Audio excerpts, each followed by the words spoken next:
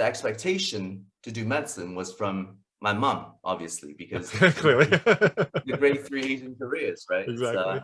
It's lawyer, doctor, Doctor. or failure, right? So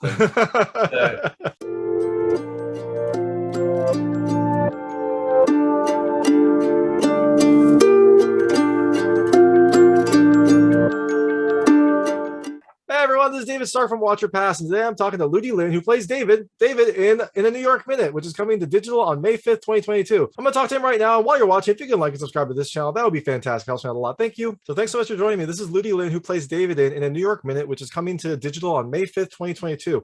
It is an interesting film about three kind of independent Asian stories that all intermingle and intertwine. It has a kind of a really muted, I don't know, muted is the wrong word. It has a really realistic tone and some very beautiful music. I really liked it, and thank you so much for joining me. Oh, awesome. It's great to be here. I haven't been on any podcast that has the title stated straight out, watch or pass. So I haven't done tests for a while, so this will be interesting. Well, I mean, it's all based on the movie. This interview will definitely be independent, but yeah, the Watcher passes. I like to give simple, easy results for movies, just so people can know really quickly if they should see it or not. So I try to keep it. I love it. That's great. That's how I think there's just two types of movies for me. There's actually four types. There's Right. There's good movies, bad movies, movies I like, movies I don't like, right? So it could be a bad movie and I could love it for some personal reasons, and it could be a good movie and I hate it because I just don't connect with it. So it's great that you're giving your personal opinion. It's great that it's simple because it's either watch or pass, really.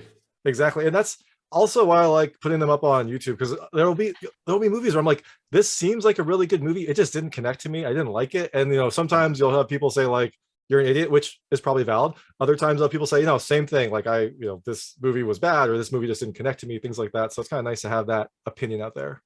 No, it's good. Everyone's entitled to their opinions, that's for sure. Exactly. All right, so speaking of movies, let's talk about In a New York Minute. I guess the first question is, how did you get involved in this film? Like, it kind of came out of nowhere for me. I guess it was released a few years ago, probably right before the pandemic, and seems to maybe have been dormant until now. But how did you get involved in this film and filming this story? Yeah, I think it's with every single independent film, it's always like a factor of luck, and because I speak mostly Chinese in the film, I'll use the Chinese phrase here. It's called 缘分. It means the strings that tie people together. So a lot of the things that happen on this film occurred in that way. I was working in China, and actually a good friend of mine that I met there, who's from the States, but he speaks fluent Chinese and had become a producer. This was after I was coming off of, I think just off of Power Rangers. I went back to China to do another film there. He asked me, he was hard pressed to try and find a sort of someone who's familiar with the New York setting, but someone who has fluent Mandarin.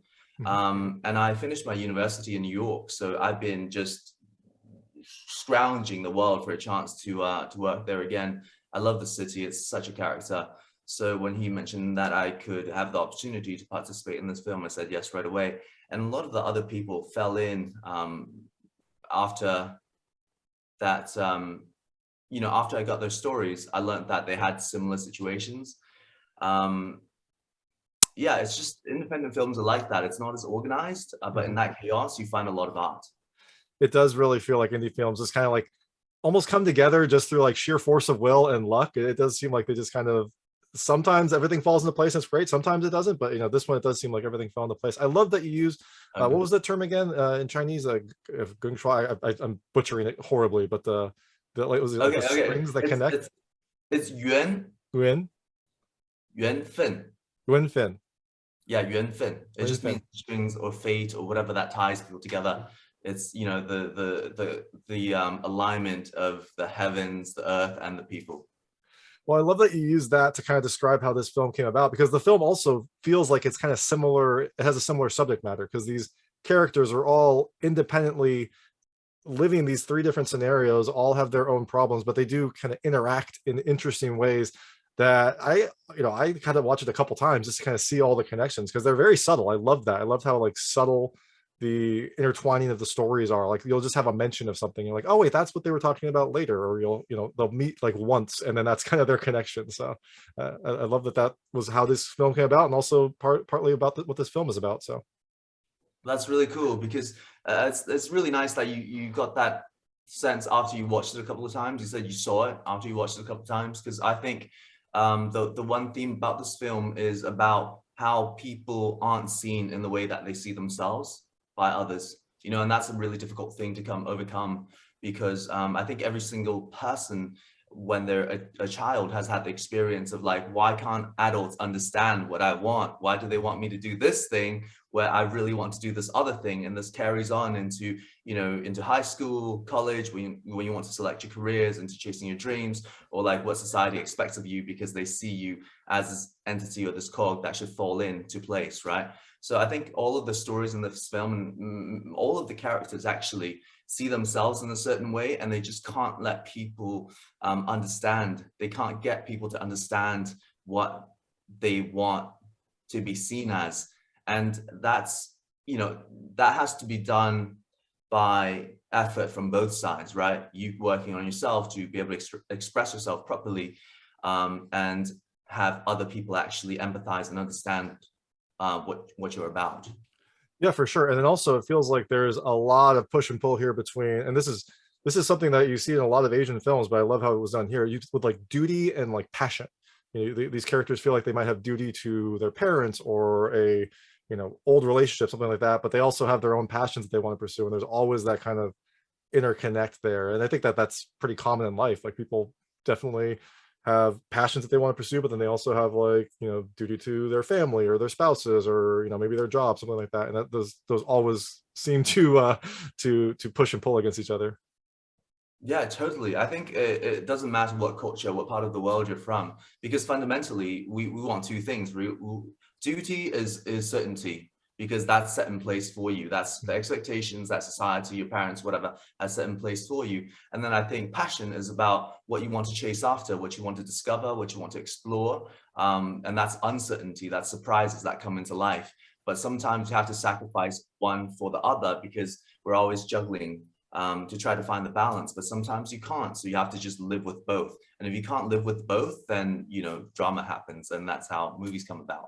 Yeah, exactly. And it's like, if you do all of one or all of the other, sometimes that can throw you out of balance too, right? You do kind of need to be somewhere in between for that, I think. I mean, maybe some people just pursue their passions and have a great life, and I'm envious of those people, but it seems like most people have to kind of pick a balance between duty and passion. Yeah. I really think that at the end you can pick both, and one feeds into the other, because sometimes you can chase your passion and actually fulfill your duty in a way that's unexpected, right? Because that's what passion is, to discover something new. That's what I think that's also the difference between something that we're ambitious of and something that we aspire to. And this is from a book I've read recently, which made a lot of sense to me. Is something that you're ambitious of is something you want to have, something that you can own. Mm-hmm. You know what I mean? Like a higher level of something. Like you want your show to gain more followers, right? And I want more people to see my work, see my film. I want more audience. I want to connect with more people. But I think something you aspire to is actually an exploration of something that's unknown to you. Like when I started acting, when I actually had to think about choosing it as a career, because I had studied in another area, mainly medicine. So in that, I needed to find a way to see myself exploring something new completely. So my whole worldview had to shift, and that's something you aspire to. And I think that only comes from passion, to chase that. But afterwards, the expectation to do medicine was from my mum, obviously, because clearly the grade 3 Asian careers, right? Exactly. It's lawyer, doctor, or failure, right? So in the end, my mum wanted me to become a doctor, because to her it's a very prestigious, stable, high-earning job. But in chasing my passion, now she's totally come around, because I'm a working actor, and that's really, not to blow smoke on my own bum, but that's kind of a hard thing to achieve. but now she's beginning to come around. So I've satisfied that expectation of duty, but also been able to chase my passion as well. Yeah, and I also liked how you mentioned, sometimes when you're pursuing your duty, that can help your passion and vice versa. Because, like, I imagine when you were going to university in New York, that was probably, I assume that was duty, but then by being able to kind of learn English and kind of learn as a second language, I feel like that then lets you kind of, like you said earlier before the interview, you can kind of switch your accent depending on who you're talking to, which is probably kind of a similar acting skill that you kind of were able to hone as you were in this new place and trying to kind of interact with people and learn how to mingle in America. That probably helped your ability to kind of take on new personas and blend in and do whatever you need to do to make characters real in acting. So I think that's totally right, but except with one mistake is I went to New York to chase my passion because I was in med school I was studying theater and medicine in Vancouver, right here, British Columbia in Canada. And then so I went to New York to drop out of medical school and actually finish doing theater over there. So that was the starting point. So that's why New York is such an important city for me. That's that is a huge step. I think a lot of people probably dream of that, and I think a lot of people don't actually take that step. So that's amazing that you did that, and then B, like you said, it's really tough to be a working actor, that it worked out and you're able to kind of continue pursuing that passion. Yeah, I'm grateful for it every day. Yeah, well, I am too, because I like this movie. I like seeing your character. So oh, that's great. Speaking of your character, did you do anything to prepare for the character of David? He's kind of a playboy with maybe a little bit more kind of emotional underlying issues in there. Did you have to do anything to prepare for, or maybe this is just your life? You're just kind of like out there going out at night, living it up, meeting people, just playing the field. I don't know what your life is like. Okay, so I can definitely say this is not my life right now, but I can relate to a point in my life where I was like that, and I think a lot of guys can relate to that, because a lot of times, like myself, I didn't grow up with a father figure constantly around me. I didn't know how to like properly interact with girls, women, and I just knew that I couldn't stop thinking about them, and it was in my head, and it's like what I said before about the film being about people not being seen as they see themselves, right? Because a lot of times you see these images and portrayals of what men are supposed to want on screen when you're growing up. So you go, okay, I want to be like that. I see myself in that. But when you don't get the proper reaction from the people around you, or the objects of your courtship, then you go, what's going on here? There's a disconnect. So there's definitely times where I had to like struggle and figure out like what to do. And also coming from a different culture, I messed with that as well, because having been moved around a lot during my childhood, I didn't get the chance to kind of explore like a concrete group of friends and a social group, and develop properly and sort of like interact with each other, figure out like how to interact properly and have close-knit bonds. And also I think in China, where I was born and where I went to elementary school and high school, like hugging each other wasn't a big thing, but when I saw it, when I came here, it looked wonderful. And I kept on thinking, like, how can I get some of that? Like, how can I get people to hug me? Like, how can I just get like not even romantic relationships, like with platonic girlfriends? It just looked like it would feel nice, but I didn't know how to get that, right? So I didn't know how the rules of the game was played. It wasn't until I sort of like learned the rules of how to interact properly and just be myself, just be relaxed, just be cool, just be confident, that I was able to kind of like crack that code. And that took me a long journey of exploration into first, like I would say my younger self definitely objectified women in some ways. And I think that's the stage that this character David is on, because he doesn't feel like he's getting appreciation from the work that he does being a struggling writer, but he sees that if he can manipulate women and just get lots of romanticism or love from them, that'll fulfill fulfill that void in himself, you know. So that's something I can relate with, and I think that's something that most people can relate with, and I hope overcome. Yeah, for sure. And I feel like we should just do like a Zoom hug right now to get that feeling that you're missing. I've never done one of these before. Is it around the monitor or in front of the monitor? I'm in front just for the camera, but okay. Yeah. All right, man. Thanks. So self-soothing works too. I learned. Oh yeah. There we go. Like rubbing your heart. This one's good. There we go. Doing the butterfly pat. I think this one's this is something. Good self-soothing mechanisms right here. So it sounds like David did hit pretty close to him. Did any of the other stories, any of their struggles kind of, I don't know, affect you, kind of speak to you and like your journey of discovery or journey of, I don't know, growing up, things like that? Yeah, I think a lot. I think in general, the movie being about three female leads, three female characters going through their journey individually at different stages of their experience with being a minority, whether it's a fresh immigrant or whether it's a child of an immigrant, whether it's like someone just already pretty immersed in society and having issues, still feeling like an outsider, even though they've been here all of their lives. So I think all of those things relates with me.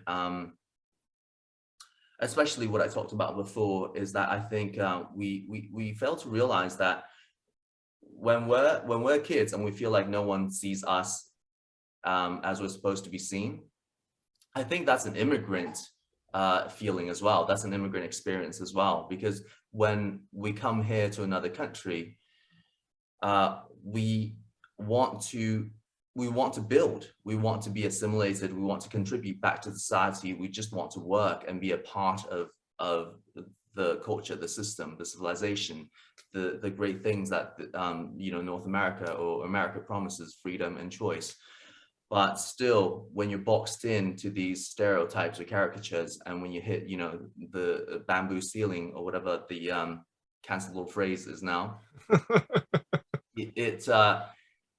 it brings up this feeling of dissonance within you, and you don't feel good, right? I think exposing that fact in the story on that level tells you that yes, it can happen to anybody and on different levels and different situations, and that you're not alone in experiencing all this. So that's how it related to me.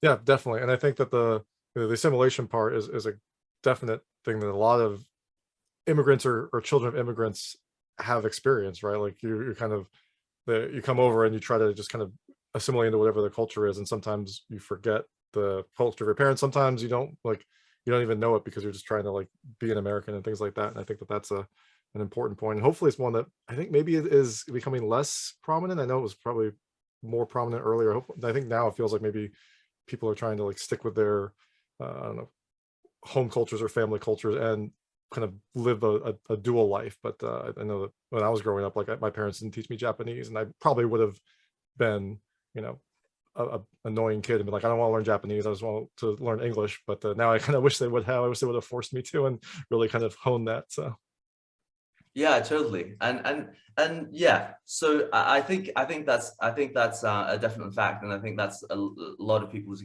experiences, that you feel this dissonance, especially if your parents are really traditional, and when you go out with your friends and everything is functioning as it is proper in a Western society, you feel like you're being split into two people, right? But I think a part of maturity is actually you have to learn to be the two people and be okay with that, to wear two hats. It's like you said before, I can put on different accents and communicate in different accents because I picked those accents up and it feels totally natural to me. So when I'm here, if I met some friends and they think I'm Canadian, I start to talk like this, and it doesn't really affect me in any way. I still feel like myself. Although in other people, if they haven't heard me talking like this before, they'll go, oh, that's weird. That's not you. You just switch back, right? So I just switch back. It's not really a big problem for me. Like I'm able to wear those two hats and still feel like myself because I know that they're coming from someplace that's authentic and I'm not putting them on. And in someone who's an immigrant, like if you're within two cultures, then you're authentically within two cultures because you've inherited one and you've grown up with one, right? And if you're able to wear those hats, then you can be like an actual mature person and accept yourself, I think, a little bit better and be a little bit happier. Yeah, no, definitely. I like that. I like that. The way that you described kind of an immigrant experience, I think that's a very, a very accurate and beautiful way to do it, and way better than I could. So thank you so much for that. I loved the cast, like the whole, like, it was pretty much an all Asian cast. There were a few Caucasian roles, but pretty much all Asian cast. Did you get to spend a lot of time with them? I know because it seems like each story was almost kind of an independent thread that came together a little bit, but for the most part, they were kind of their own independent journeys. Were you able to spend time with them, or did they kind of film them, I don't know, sequentially or in different chunks as the stories were being told? Because it's an indie film, everything has to be block shot, which means everything is shot together. Like it doesn't matter what the sequence in the movie is. It depends on how efficiently we can accomplish the shooting days. If it's on the same location, even in different parts of the movie, we have to shoot those in the same time. So yeah, we got to mingle a lot. And I describe every single project, like filmmaking experience, as a trauma bonding experience.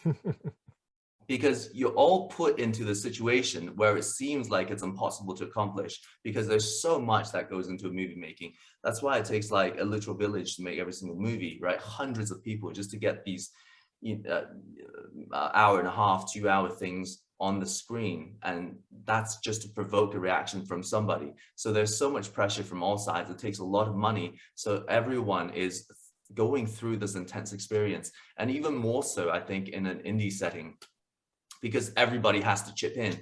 For example, you'll see a lot of the other characters in the movie, aside from the main stories that happen, and they're just crew from the show. Oh, wow. There could be a caterer. In David and Angel's story, in the end, where the director is giving direction to Angel, he's actually the producer of the movie, and even the producer had to chip in.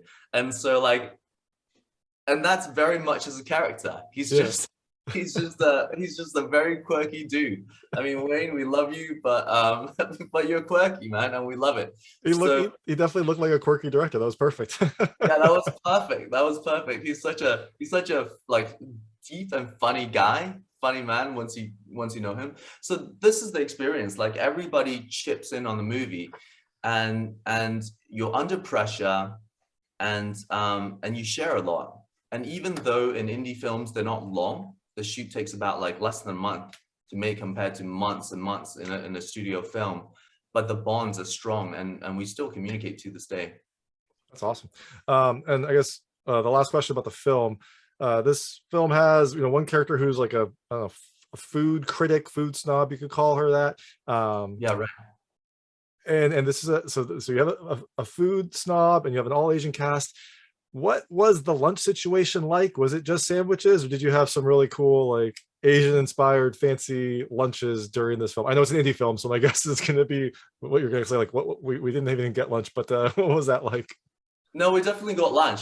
Like I said, sometimes on an indie film, you just pull people out of various situations. And actually, the line producer who has to organize lunch for everybody, she has become one of my best friends. Her name is Rachel, and she actually got pulled onto this film on her flight to her honeymoon. Oh, wow. And then she goes, okay, can I finish my honeymoon and then come? And it just kind of overlapped a little bit. So on the day she finished her honeymoon, she took a red eye. I think she was in Hawaii. She took a red eye over to New York, showed up at the airport, went straight to set with her luggage, and she walked on not knowing anybody. And she went, I'm your new line producer, because the old one had to drop out. And by then there was so much chaos that everyone just gave her a group hug. And she started working on how to get everyone lunch. And somehow she found, true to New York fashion, she found a really great food truck that was happy to be involved in the glamour of the film industry. So that's what we had. We had an awesome, authentic New York food truck catering. I forget what kind of food we had though.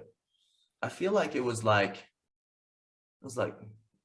different. Sometimes we had, I definitely remember spaghetti, Mhm. like fries and burger days. But you know, for me, I'm a vegan. I usually take care of my own lunch, but Ah, it's not great. that's very impressive. That's amazing. Yeah. And I love that the food truck, that is a very authentic lunch thing. Was that the food truck that was in the film? Did they That get in? that was the, that was the food truck that was in the film. That was the That's food truck that awesome. was in the film. Everyone gets involved. That's amazing. So I know we have very limited time. I want to switch. I call it the lightning round. There's very lightweight questions about the film. I want to see how your Okay. personal experiences map to things that happen in the film. You can feel free not to answer any of them. I will not be offended, but I Okay. try to keep Okay. them very Okay. answerable. All right. First question is, have you ever lost your passion for something? Yes. All right. Next question. Aviation. Oh, what is it? Aviation. Oh, for like flying, or like you wanted to fly, or just like flying in general? I wanted to be a pilot. Nice. Yeah, and I realized I have a lazy eye. Oh It's no. not like it's not noticeable, but I just didn't get the chance to wear that pirate patch when I was a kid, so I can't be a commercial pilot. Or I actually wanted to be Like a fighter a pilot, or fighter pilot. Yeah, so well, that's I'm sorry to hear that, but you seem to be doing all right. So I'm glad you're yeah, I able to found a new find something passion. else. So all good. Worked out. um, do you like pho? I love pho. Yes, I love pho. I think I think it'd be really freaked out if someone said they didn't like pho, because Yeah. that seems like the most likable food, because you Pho. can kind of make it however you want it to. Yeah, and the best pho is like homemade pho. And my friend's mom makes the best vegan homemade pho. It's just like all types of mushrooms cooked for like the entire day for the broth, and then just everything so fresh. That sounds amazing. Do you like? Well, I guess you probably don't because you're vegan. I was going to ask if you like sea eel, but my guess is you haven't. Either you What is haven't it? tried sea eel, like Like it's unagi? yeah, like a unagi, or they have the Chinese pronunciation as well in the Oh film. yeah, manyu. Yeah, I used to love CEO. I used to hate the way that they look, but man, are they delicious when they're cooked. Exactly, exactly. Like in unagi bowl, you're like, oh, this looks terrible, but then you start eating, you're like, oh, this is actually like amazing. I love this. Yeah, yeah. In the film, I think his Angel's character has like a really short edition. Like she basically gets in there, says like hello, and like I think one line. They're like, okay, that's it. Yeah. What has been your shortest edition? What's been my shortest audition? Is kind of like not auditioning at all. And this happens sometimes. It's in China. It happens sometimes where you just like they really like what I said before about yuanfen. Sometimes when a director sees you and they're just like, okay, this is it, you got the job.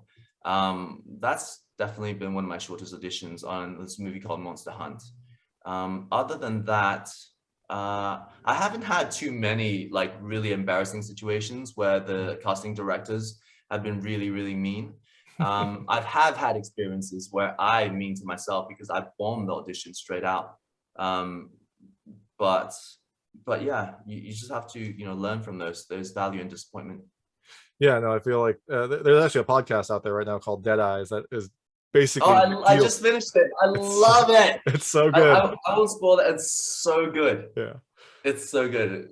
Oh wow. Yeah, It's so don't spoil the end, but say I love the podcast and the journey, and then like the end, the last episode was one of the. I think it's been the only time I've done this where I like carved out parts of my day where I was like, I know I will not be interrupted. I can listen to this and just go through this last journey and not have to like worry about anything else and really kind of focus. It's almost like when you would like sit down with your friends to watch like the end of a TV series. It was pretty awesome. Me too. It was a peak experience. It's so funny that you mentioned that because I just finished it like probably 3 days ago. Oh I wow, went that's on a awesome. road trip down to LA and I was driving back. So the whole way I was listening to Dead Eyes. And so on the way back, it's like you said, we knew the last episode was coming out and we had to we were trying to race for time, but we had to stop for like an entire hour and a half just to listen to the last episode. And it was like a peak experience the entire time. That's We're awesome. at the edge of our car seats going, oh my God, I can't believe this is happening. It is so good. It's so good. Everybody go check out Dead Eyes. So everyone watch In a New York Minute and also go check out Dead Eyes. Also go check out Dead Eyes. So the film has a lot of characters who are throwing up for various reasons. When was the last time that you threw up?